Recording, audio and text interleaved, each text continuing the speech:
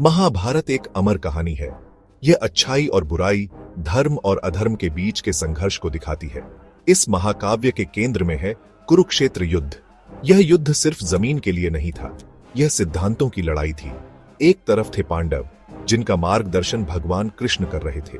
वो धर्म, सच्चाई और न्याय का प्रतीक थे। दूसरी तरफ थे कौरव, जिनका नेतृत्व महत्वाकांक्षी दुर्योधन कर रहा था। वो अधर्म, लालच और अन्याय का प्रतीक थे। भगवान कृष्ण, जो कि एक दिव्य रणनीतिकार थे, ने युद्ध में महत्वपूर्ण भूमिका निभाई। वो दोनों पक्षों की ताकत और कमजोरी जानते थे। कुरुवंश के पूजनीय पितामह भीष्म पितामह कौरवों की तरफ से लड़े। वो सिंहासन की रक्षा के लिए अपनी प्रतिज्ञा से बंधे थे, भले ही वो जानते थे कि दुर्योधन गलत है। युद्ध उग्र रूप से चलता रहा, रथों, हाथियों और योद्धाओं का एक भयंकर तूफान। हर दिन नई चुनौतियां, नई दुविधाएं लेकर आया। कृष्ण ने अपनी बुद्धिमत्ता से पांडवों का इस अराजकता से मार्गदर्शन किया। वो जानते थे कि जीत आसानी से नहीं मिलेगी। इसके लिए साहस, रणनीति और धर्म में अटूट विश्वास की आवश्यकता होगी। युद्ध कई दिनों तक चलता रहा, जिसमें किसी भी पक्ष को निर्णायक बढ़त नहीं मिली। दुर्योधन अपनी महत्वाकांक्षा से अंधा हो गया और निराश होता गया। वो जीत चाहता था, लेकिन यह असंभव लग रहा था। उसे अपने सबसे करीबी लोगों पर शक होने लगा। उसकी असुरक्षा ने उसके फैसले को कमजोर कर दिया। भीष्म पितामह अपने अद्वितीय कौशल के साथ पांडव सेना का संहार कर रहे थे। फिर भी दुर्योधन को यह शक बना रहा कि भीष्म कुछ दबा रहे हैं। उनका मानना था कि पांडवों, खासकर अर्जुन के प्रति भीष्म का स्नेह उनकी वफादारी के आड़े आएगा। ये शंकाएं जहरीले सांपों की तरह दुर्योधन के मन को जहरीला बना रही थी। वो भीष्म की अपनी प्रतिज्ञा के प्रति अटूट प्रतिबद्धता को देखने में विफल रहा। वो इस तथ्य से अंधा था कि भीष्म पांडवों के प्रति अपने प्रेम के बावजूद सिंहासन के प्रति अपने कर्तव्य से बंधे थे। दुर्योधन का संदेह हर गुजरते दिन के साथ बढ़ता गया। वो फुसफुसाहट और अफवाहों पर विश्वास करने लगा, जिससे उसका अविश्वास बढ़ता गया। वो भूल गया था कि विश्वास एक बार टूट जाने पर फिर से बनाना मुश्किल होता है, खासकर उग्र युद्ध के बीच में। दुर्योधन अपनी शंकाओं से घिरा हुआ, उसने भीष्म का सामना करने का फैसला किया। वो गुस्से और संदेह से भरे चेहरे के साथ भीष्म के डेरे में दाखिल हुआ। दादाश्री, उसने आरोप लगाते हुए कहा, क्या आप अपनी पूरी ताकत से लड़ रहे हैं या आप पीछे हट रहे हैं? आपका दिल अभी भी पांडवों के साथ है। अनुभवी योद्धा भीष्म इस अप्रत्याशित आरोप से दंग रह गए। उन्होंने दुर्योधन को देखा।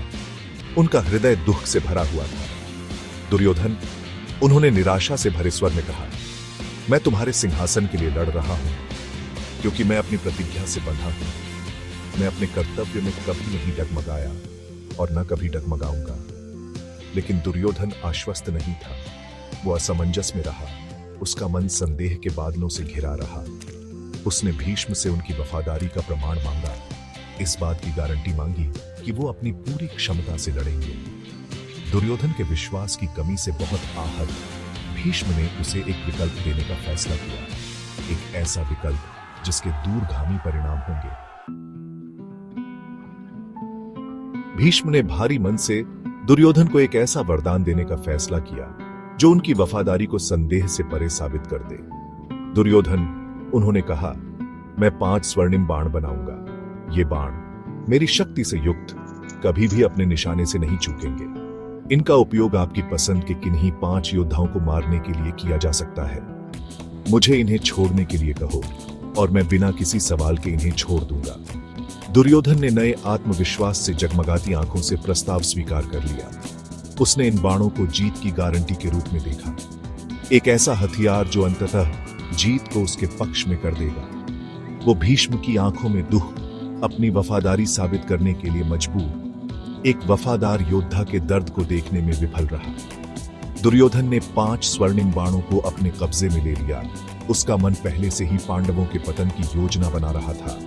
उनका मानना था कि उनके हाथों में जीत की कुंजी है, इस बात से अनजान कि ये बाण कोई वरदान नहीं, बल्कि एक श्राप थे जो उनके अपने अविश्वास और मूर्खता का प्रमाण थे। 5 स्वर्णिम बाणों की खबर कृष्ण के कानों तक पहुंची। वो इन बाणों की शक्ति जानते थे, युद्ध का रुख मोड़ने की क्षमता जानते थे। वो यह भी जानते थे कि ये बाण दुर्योधन के संदेह, अपने ही योद्धाओं में विश्वास की कमी का परिणाम थे। महारणनीतिकार कृष्ण ने इस स्थिति में एक अवसर देखा, न केवल खतरे को बेअसर करने का बल्कि दुर्योधन को एक बहुमूल्य सबक सिखाने का भी मौका देखा। उन्होंने अपने चुने हुए योद्धा अर्जुन को अपने पास बुलाया और अपनी योजना बताई। अर्जुन, कृष्ण ने कहा, हमें दुर्योधन से वे बाण प्राप्त करने होंगे। उनकी शक्ति महान है और हम उन्हें अपनी सेना के खिलाफ इस्तेमाल नहीं होने दे सकते। अर्जुन हैरान था, लेकिन कृष्ण, हम उनसे कैसे मांग सकते हैं? दुर्योधन उन्हें कभी भी स्वेच्छा से नहीं छोड़ेगा। हम उसे उन्हें छोड़ने के लिए नहीं कहेंगे। कृष्ण ने एक जानकार मुस्कान के साथ कहा, हम उसे उन्हें उपहार के रूप में आपको देने के लिए कहेंगे। अर्जुन हैरान था, लेकिन उसे कृष्ण के फैसले पर भरोसा था। वो योजना को अंजाम देने के लिए तैयार हो गया। भाग 6। अर्जुन का अनुरोध, दुर्योधन के अहंकार की परीक्षा। कृष्ण के मार्गदर्शन में अर्जुन ने दुर्योधन से संपर्क किया। वो निहत्थे दुर्योधन के डेरे में दाखिल हुआ। उसका व्यवहार विनम्र और सम्मानजनक था। इस अप्रत्याशित यात्रा से हैरान दुर्योधन ने अर्जुन को शक की निगाहों से देखा। अर्जुन, दुर्योधन ने व्यंग्य से भरे स्वर में कहा, तुम्हें मेरे डेरे में क्या लाया है? क्या तुम आत्मसमर्पण करने आए हो? दुर्योधन, अर्जुन ने शांत और स्थिर स्वर में उत्तर दिया, मैं एक उपहार मांगने आया हूं। मैंने भीष्म द्वारा तुम्हें दिए गए 5 स्वर्णिम बाणों के बारे में बहुत सुना है।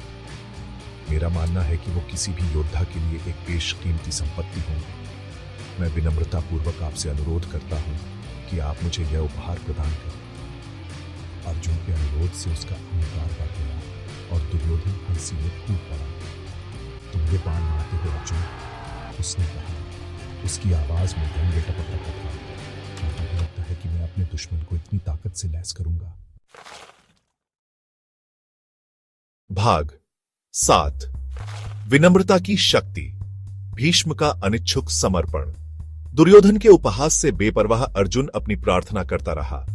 दुर्योधन, उन्होंने विनम्रता से भरे स्वर में कहा, मैं समझता हूं कि ये बाण भीष्म में आपके विश्वास का प्रतीक हैं। इन्हें मुझे देकर आप अपनी उदारता और महानता का प्रदर्शन करेंगे। यह आपकी महानता का प्रमाण होगा, एक ऐसा इशारा जिसे इस युद्ध के समाप्त होने के बाद भी लंबे समय तक याद रखा जाएगा। दुर्योधन अपने अहंकार और इस विश्वास से अंधा हो गया कि अर्जुन हताश है। उसने खुद को अनुरोध पर विचार करते हुए पाया। उसने इसे अर्जुन को अपमानित करने, अपनी श्रेष्ठता दिखाने के अवसर के रूप में देखा। उसने भीष्म से सलाह ली। इस बात को लेकर निश्चित था कि उनके परदादा इतने शक्तिशाली हथियार को छोड़ने से इनकार कर देंगे। भीष्म दुर्योधन को दिए अपने वचन से बंधे होने के कारण सहमत होने के अलावा उनके पास कोई विकल्प नहीं था। उन्होंने अर्जुन को 5 स्वर्णिम बाण सौंप दिए। उनका हृदय इस ज्ञान से भारी था कि उनका अपना वरदान उन्हें सताने वापस आ गया था। भाग 8। धर्म की विजय, दुर्योधन का पतन। दुर्योधन ने अपने अहंकार से अंधे होकर अनजाने में अपने दुश्मन के सामने एक शक्तिशाली हथियार डाल दिया था। 5 स्वर्णिम बाण जो उसकी जीत को सुरक्षित करने के लिए थे, उसके पतन के साधन बन गए। कृष्ण ने अपनी दिव्य दूरदर्शिता से घटनाओं के इस मोड़ की योजना बनाई थी, यह साबित करते हुए कि बुद्धि और रणनीति पाश्विक बल से अधिक शक्तिशाली है। युद्ध जारी रहा, लेकिन पासा पलट गया था। 5 स्वर्णिम बाण जो अब अर्जुन के कब्जे में थे, ने उस लाभ को बेअसर कर दिया जो दुर्योधन को लगा था कि उसके पास है। पांडव कृष्ण की रणनीतियों द्वारा निर्देशित और धर्म में अपने विश्वास से मजबूत होकर नए जोश के साथ लड़े।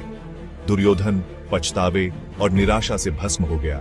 उसने देखा कि जीत के उसके सपने उसकी आंखों के सामने चूर चूर हो गए। उसे बहुत देर से एहसास हुआ, उसके कार्यों की मूर्खता, उसके अविश्वास और अहंकार की कीमत। भाग 9। महाभारत से कालातीत, शिक्षा, एक चिंतन। दुर्योधन और 5 स्वर्णिम बाणों की कहानी कई मूल्यवान सबक देती है। यह हमें सिखाती है कि अविश्वास और संदेह हमें सच्चाई से अंधा कर सकते हैं, जिससे हम विनाश के रास्ते पर चल पड़ते हैं। यह चुनौतियों पर काबू पाने में नम्रता, विश्वास और बुद्धिमानी से परामर्श के महत्व पर प्रकाश डालता है। दुर्योधन का पतन एक अनुस्मारक के रूप में कार्य करता है कि अहंकार और अहंकार हमारे सबसे बड़े दुश्मन हो सकते हैं। भीष्म अद्वितीय वफादारी और कौशल के योद्धा, पर भरोसा करने में उसकी असमर्थता ने अंततः उसे बर्बादी की ओर ले गया। महाभारत अपने जटिल पात्रों और सम्मोहक आख्यानों के माध्यम से हमें सिखाती है कि अच्छाई और बुराई के बीच की लड़ाई न केवल एक बाहरी है, बल्कि एक आंतरिक भी है। हम जो चुनाव करते हैं, जो मूल्य हम धारण करते हैं, वो तय करते हैं कि हम अंततः किसका समर्थन करते हैं। धर्म का मार्ग हालांकि चुनौतीपूर्ण है, स्थायी शांति और पूर्णता का मार्ग है।